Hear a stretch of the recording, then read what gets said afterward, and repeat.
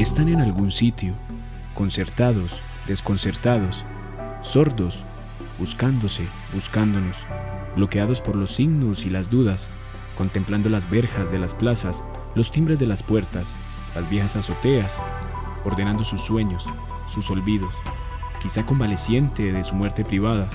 Nadie les ha explicado con certeza si ya se fueron o si no, si son pancartas o temblores, sobrevivientes o responsos. Bienvenidos y bienvenidas a La Personería TV, el programa institucional de la Personería de Medellín. Miren, en Colombia se estima que la cifra de desaparecidos está entre 15.000 y 50.000 personas. Pero además, la primera desaparición forzada se registró en el año 1977. Es por esto que cada año a nivel mundial se realizan actos de memoria, pero también de denuncia, donde los familiares levantan su voz de protesta contra este crimen de lesa humanidad. Por eso hoy, durante nuestro programa, hablaremos acerca de este tema que ha afectado inmensamente a toda la sociedad colombiana. Bienvenidos. Hablar de desaparición es contar una historia que nunca tiene un punto final. Personas que se desvanecen de la noche a la mañana sin ningún tipo de explicación, sin dejar rastro. Pero a su vez, es el inicio de un largo camino doloroso en el que madres, familiares e hijos no logran entender la dinámica bajo la que se desarrolla la situación. Soy víctima de un hijo desaparecido del 29 de agosto del 2001. 29 de agosto del 2001, hasta el día de hoy, mi hijo no aparece. Esta es la historia de Rubiela Tejada, una madre que después de 14 años aún espera, trata de entender y contempla la esperanza de encontrar a John Alexander, su hijo, su amigo, su vida entera. Desaparecido es aquella persona que ha sido, digamos, obligada por otro, ya sea por el Estado o por un particular, a salirse como de su vida cotidiana, de su rutina, de las cosas, de su trabajo, y digamos es como una sustracción de un sujeto de cuenta de otra persona para sacarlo de su entorno. El amor que se tiene a un hijo es tan grande que solo aquellos que son padres pueden sentirlo y entenderlo. Con un nudo en la garganta y conteniendo las lágrimas, doña Rubiela habla con emoción y orgullo de lo que recuerda de John Alexander. Mi niño era un niño muy alegre, muy activo. Era muy flojo para el estudio, porque era un patancito.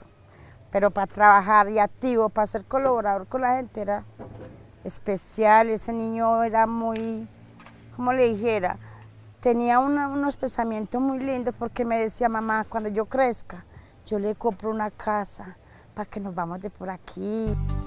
Un joven con sueños, esperanzas y con ansias de sacar adelante a su familia, con 2 hermanos menores a quienes cuidaba cuando su madre no podía, un hijo colaborador, el soporte de la familia. El 29 de agosto del 2001, John Alexander, Jonathan y Alex llegaron del colegio. Yo me senté con ellos, les serví la comida a ellos y me senté con ellos a comer. John me dijo, a lo que terminó, John me dijo: mamá, ¿me puede dar otro poquito? Y yo le dije: sí, mijo. Me paré, me fui para la cocina, le serví, pero cuando estaba en la mitad de la servida la otra comida, los otros 2 niños lloraron. Un fuerte ruido en la puerta, el llanto de sus hijos más pequeños y un grito que se opacó en segundos fue lo último que escuchó Rubiela esa tarde en la cocina. Yo de la cocina le dije: muchacho, ve, John, ¿vos crees que es que son hijos tuyos para que les pegues? Y no era que les estaba pegando, sino que estaban pidiendo auxilio con el llanto. Cuando yo salí ya a la sala, ya mi hijo ya no estaba. Y a lo que ya los niños calmaron el llanto un poco, me dijeron: mamá, es que se llevaron a Paquito, porque nosotros le decíamos así. Hasta el día de hoy, pero no supe quién fue porque uno al fin y al cabo ya se veía, se callaba y uno no sabía quién era el uno o quién era el otro, porque al fin y al cabo como vivían con sus rostros tapados, pues para mí yo nunca supe quién fue. Pero lo único que le pido a Dios de corazón es que yo pueda encontrar a mi hijo, que yo pueda saber dónde voy a dejar a John, porque es que lastimosamente no se aparece, ni vivo ni muerto, pero la idea es que yo lo deje en el punto que es. 14 años de espera y desasosiego, y con 1000 preguntas y dudas en la cabeza. Así ha sido la vida de Rubiela desde esa noche, deseando el día que pueda ver a su hijo, vivo o muerto, pero con la única esperanza de poder darle paz en su tumba. La elaboración del duelo es muy difícil porque no hay cuerpo sobre el cual hacer duelo y casi que eternamente están en la búsqueda de su ser querido, están absolutamente además llenos de símbolos sobre el desaparecido, símbolos que llevan sobre su cuerpo, símbolos que marcan su vida, dejan intacto la huella de su ser querido. ¿Por qué desaparecen? ¿A dónde van? ¿Cómo recuperarlos? ¿Cómo vivir sin ellos? Esas son algunas de las preguntas que se hacen las víctimas que sufren día a día la ausencia de sus seres queridos.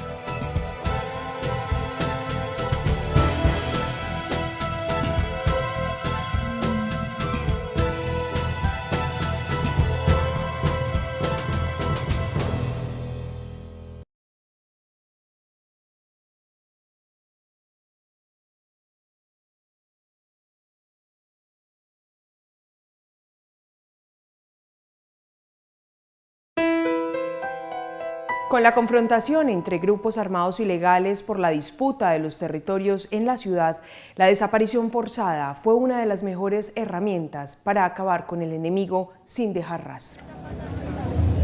El problema de la desaparición de personas en Colombia es extendido y silencioso. La práctica de la desaparición es el descubrimiento del crimen perfecto. Dentro de la inhumana lógica de los grupos no hay víctimas, y es así como tampoco existen victimarios ni delito. Finales de la década de los 90, la desaparición fue la práctica de guerra por excelencia. No deja rastros, tiene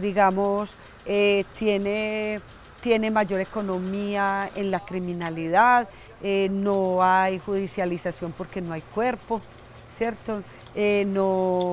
No hay manera de probar que desapareciste, es un delito extremadamente difícil. Y en Colombia, igualmente, lo mismo que en América Latina, en la década de los 90 se disparó profundamente el tema de la desaparición forzada y en los primeros años también de la época del 2000. La desaparición en Medellín siempre es alta. Claro que con relación al año 2014, el año 2015 presenta una tendencia a la baja. Tenemos un reporte de 243 personas desaparecidas del 1 de enero al 30 de junio del año 2015, teniendo como principales personas que se desaparecen los niños, niñas y adolescentes, o sea, desde los 0 a los 17 años de edad. Estos ocupan en Medellín aproximadamente un 70% de las personas que se desaparecen. Desde los años 80, Medellín ha sido foco principal de violencia y ha dejado a su paso una huella de sangre y dolor entre todos sus habitantes. En el año 2002 se realizó en la Comuna 13, zona 4 de la ciudad de Medellín, la Operación Orión, que fue un operativo militar llevado a cabo entre el 16 y el 17 de octubre por miembros de las Fuerzas Militares de Colombia, la Policía Nacional y el apoyo de la Fuerza Aérea. Este operativo buscaba acabar con la presencia de grupos de las milicias urbanas de las FARC, el Ejército de Liberación Nacional ELN y los Comandos Armados del Pueblo CAP. Lo que sí está claro ahora es que en ese operativo no solo se cumplió con el objetivo de desalojar las milicias urbanas que se habían apropiado del espacio, sino que además cobró la vida de inocentes que hoy son buscados. Esa Operación Orión es un hecho sin antecedentes en la historia del país. Los daños que generó la Operación Orión son irreversibles.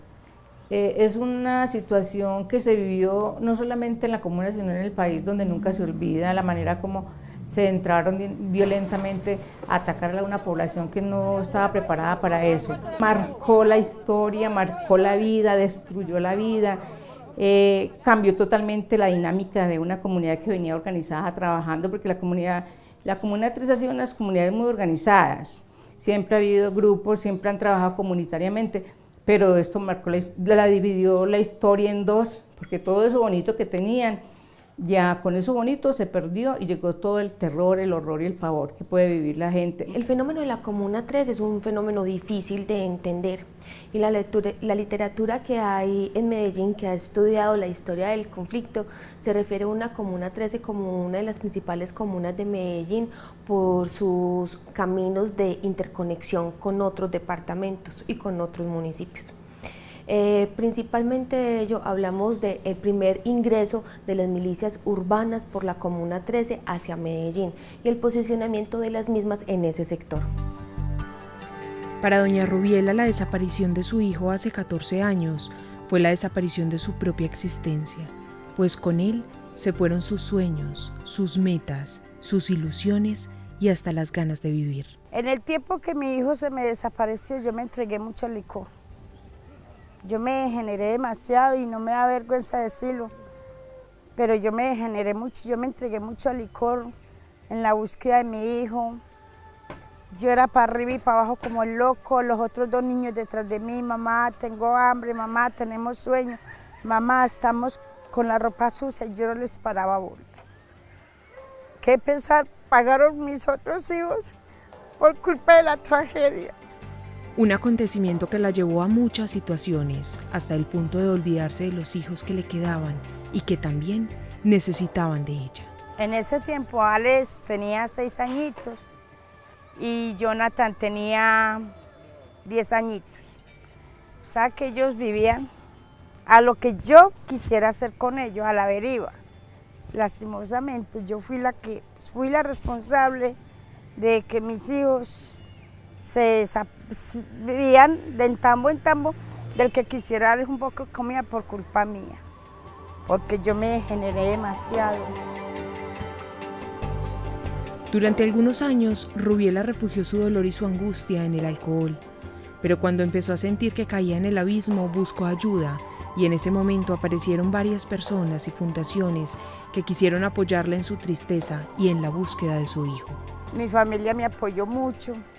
La hermana Rosa Cadaví me ayudó demasiado, doña Adriana Arboleda y doña Teresa, la de la Candelaria. Fueron las personas que más me apoyaron y me sacaron de ese abismo, y aquí estoy, parada y firme, a escarbar la verdad y la justicia, porque lo que me hicieron fue inhumano.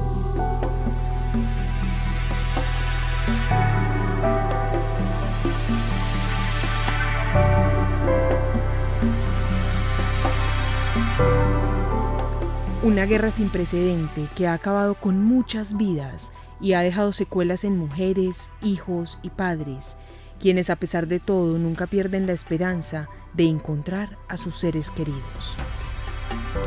Hablar de cifras exactas de detenidos desaparecidos en la ciudad de Medellín es complejo. Primero, porque existe una gran diferencia entre desaparecidos voluntarios y desaparición forzada. Y segundo, porque se denuncia, pero pocas veces se notifican las apariciones. Como es tan difícil precisar el fenómeno de la desaparición forzada, digamos aquí hay una confusión entre sumar las cifras de los que se fueron voluntariamente, pero sus familiares denunciaron, con las cifras de los que efectivamente están desaparecidos forzadamente por cuenta de alguna fuerza armada ilegal. Entonces, en este tema hay mucho subregistro. Hay denuncias registradas de unos 150.000 desaparecidos en el país. Desde hace más de una década, la escombrera de la Comuna 13 ha sido un lugar donde se depositan diariamente toneladas de escombros. Actualmente se realiza una gran excavación que se inició hace 2 meses en búsqueda de cuerpos, víctimas de la guerra. Sin embargo, las cifras no son precisas y están sujetas a las confesiones de exparamilitares que hoy en día colaboran con el proceso. ¿Qué cifras hay sobre la escombrera?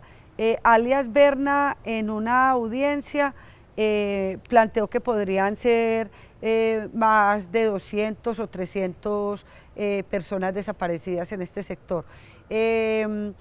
Móvil 8, que fue el desmovilizado que señaló parte de los puntos sobre los cuales se está haciendo el trabajo hoy en la escombrera, señaló que podrían ser 80 o 100.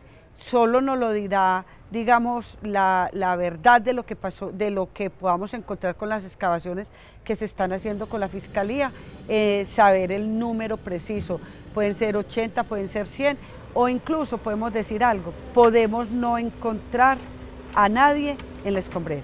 Ni siquiera tenemos como una certeza de cuánta gente hay en la escombrera. La gente tiene muchas expectativas, algunos creen que sus familiares están ahí. Unos creen porque vieron, otros les contaron que los vieron subir, porque los llevaban amarrados, los dejaban como todo un día amarrados en un palo, porque esa versión también la tenemos, y en la tardecita los subían, y allá se desaparecía. Inclusive hay gente que dice que vivos les estaban las volquetas de tierra. Eso es duro para la familia.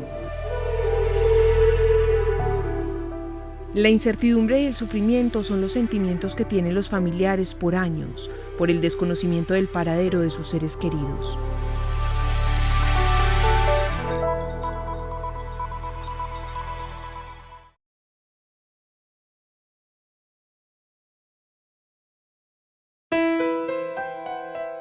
El conflicto en nuestro país ha estado tan permeado que casi podríamos decir que siempre hemos habitado en él. Poblaciones que por años han sido víctimas de la violencia y la persecución de los grupos armados ilegales. Una guerra que se ha tornado interminable y en la cual se dejan heridas profundas e inolvidables. Mujeres, hombres, niños, afrodescendientes e indígenas que solo piden una cosa, verdad. Una verdad que les dé tranquilidad, una justicia que les permita confiar otra vez en el Estado y una reparación para volver a empezar.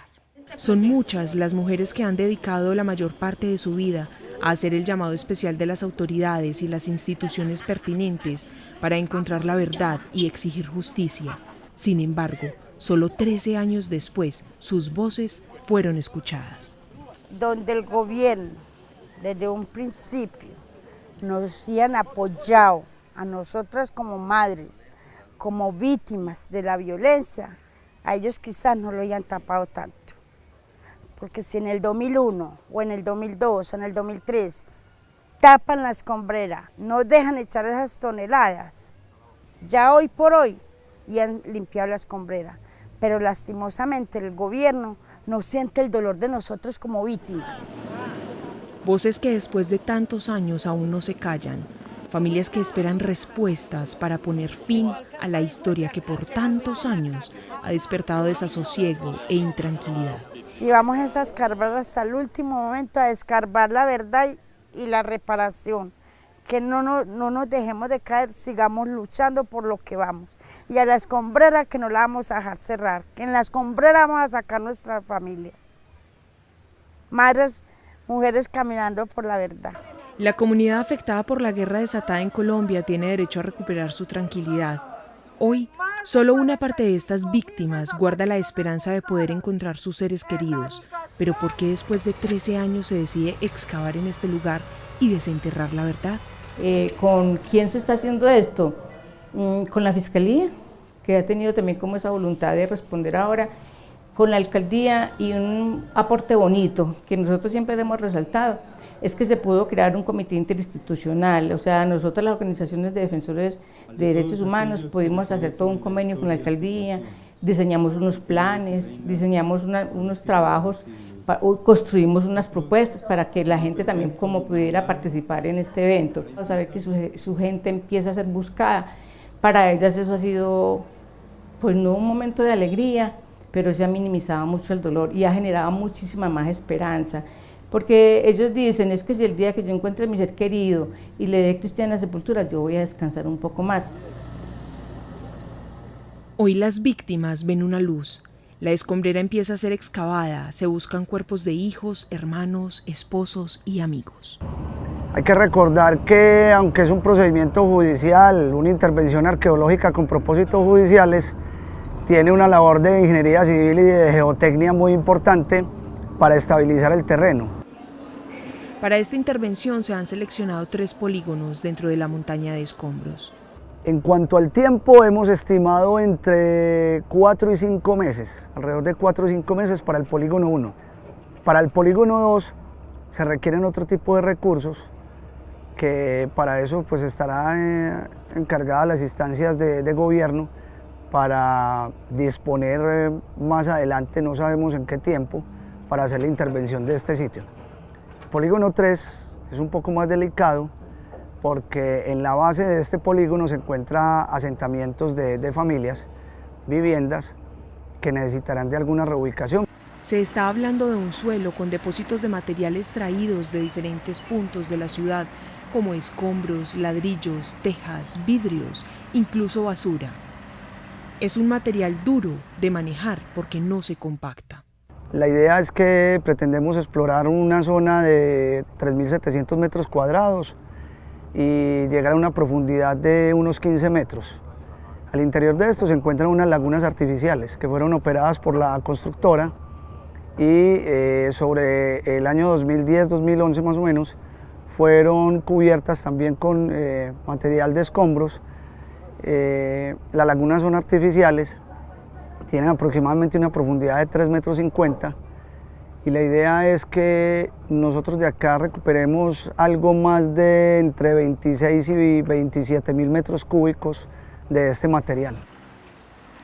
Un acontecimiento que abre heridas y ayuda a cerrar otras, y durante este proceso van a ser las víctimas quienes supervisen y garanticen un correcto procedimiento por las partes involucradas en la excavación. Igualmente, todo el material que vaya siendo sacado de allí va a ser dispuesto en una zona en donde las víctimas van a ser veedoras de este proceso, van a acompañarlo constantemente y vamos a constatar con ellas de que no hay evidencias en el momento. En el caso de que hallemos alguna evidencia física, prendas asociadas, cuerpos obviamente en estado de reducción esquelética, estos serán dispuestos para su procedimiento judicial en lo que compete a toda una inspección técnica, conducidos por cadena de custodia al laboratorio del Centro de Identificación Humana del CTI en Medellín para su identificación indiciaria y posteriormente establecer una plena identidad mediante cotejo genético. Ese botadero de escombros fue utilizado por varios grupos armados y grupos delincuenciales, como te acabo de mencionar, de tiempo atrás, que utilizaban el mismo sector para las dinámicas del conflicto armado. Entonces, es muy posible que en la escombrera tengamos cadáveres más o menos desde 1980 y 1990, cuando comienza en sí la época violenta de Medellín con la época del narcotráfico. La tríada de verdad, justicia y reparación constituye uno de los desafíos asumidos por el gobierno nacional.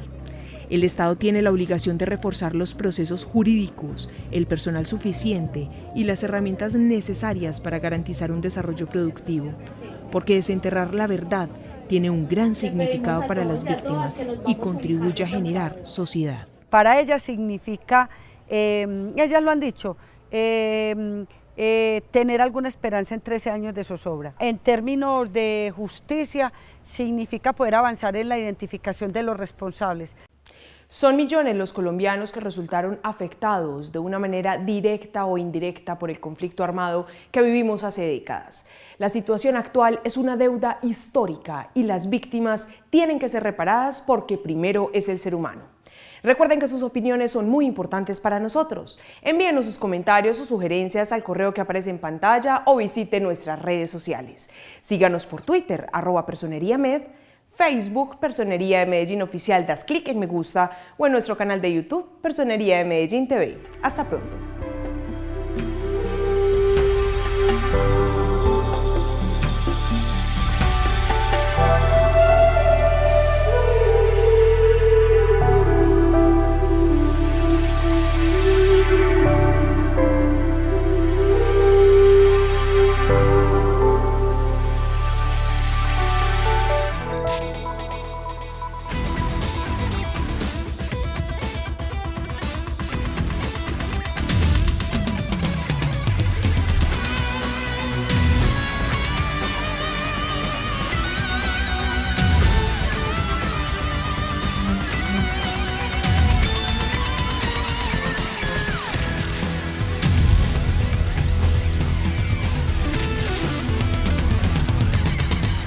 Con un nudo en la garganta y conteniendo las lágrimas, doña Rubiela habla con emoción y orgullo de lo que recuerda de John Alexander.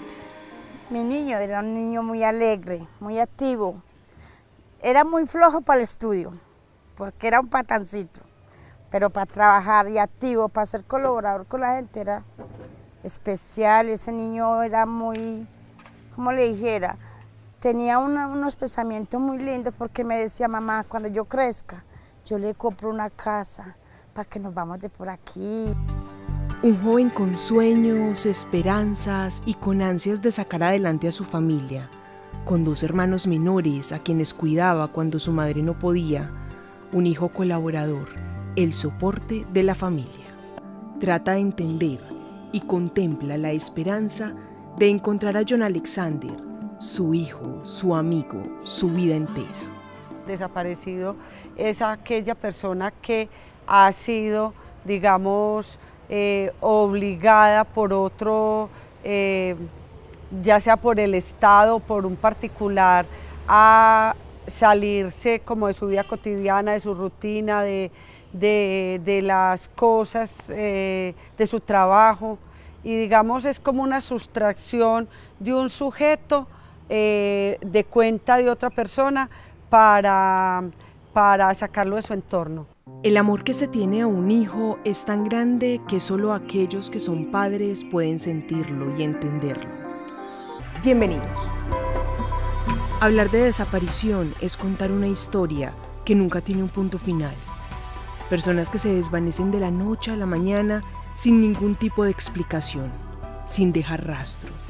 Pero a su vez es el inicio de un largo camino doloroso en el que madres, familiares e hijos no logran entender la dinámica bajo la que se desarrolla la situación. Soy víctima de un hijo desaparecido del 29 de agosto del 2001. 29 de agosto del 2001 hasta el día de hoy, mi hijo no aparece.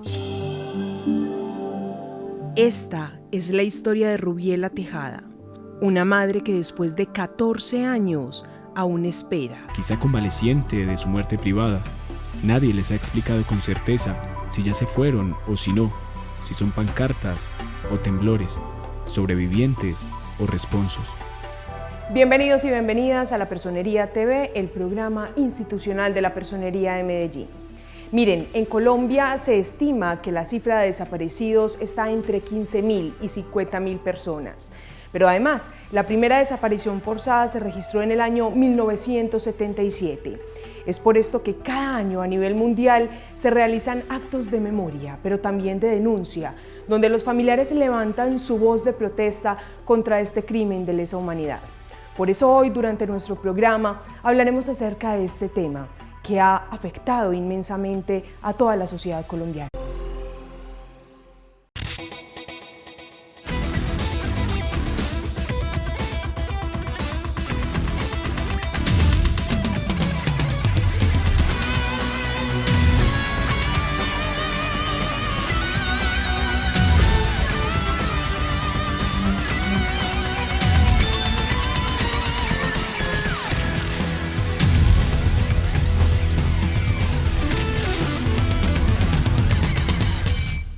Están en algún sitio, concertados, desconcertados, sordos, buscándose, buscándonos, bloqueados por los signos y las dudas, contemplando las verjas de las plazas, los timbres de las puertas, las viejas azoteas, ordenando sus sueños, sus olvidos,